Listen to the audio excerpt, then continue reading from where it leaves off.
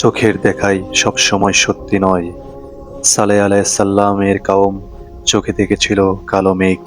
তারা ভেবেছিল এই মেঘ তাদের জন্য স্বস্তির বৃষ্টি নিয়ে আসবে, কিন্তু সেই মেঘের আড়ালেই লুকিয়েছিল এই কাউমের ধ্বংস।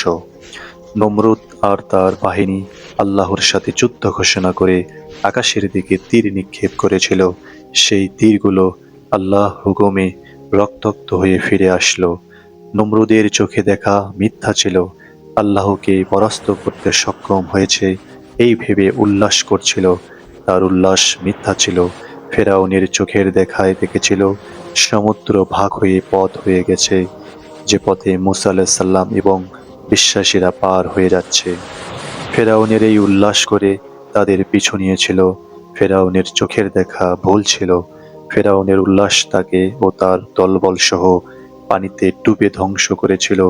ইহুদিরা চোখে দেখেছে তারা ঈসা আলাইহিসসালাম হয়েছিল, কিন্তু তাদের চোখের দেখা ভুল ছিল, আর তাদের উৎফুল্লতা অভিশাপে পরিণত হয়েছিল। আব্রাহা চোখে দেখেছিল আল্লাহর ঘর কাবা, তার বিশাল বাহিনীর সামনে বাধা দেওয়ার মতো কেউ নেই। সে উল্লাস করে এগিয়ে গিয়েছিল আল্লাহর ঘর কাবা ধ্বংস করতে। তার চোখের দেখা ভুল ছিল। তার উল্লাস পরিণত হয় কায়াসফিম মাকুল, অর্থাৎ ভক্ষিত তৃণমূলে। তার চোখের দেখা ভুল ছিল।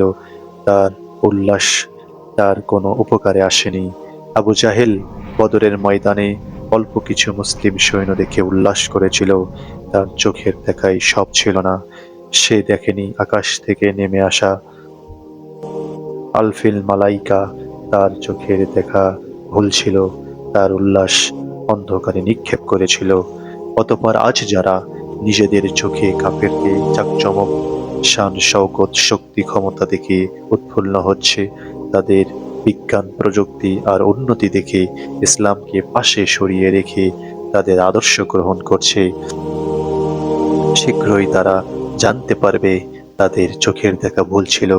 তাদের উল্লাস তাদের কোনো উপকারেই আসবে না। তারা কি জানে না যে নিশ্চয়ই আল্লাহ কাফেরদের শত্রু?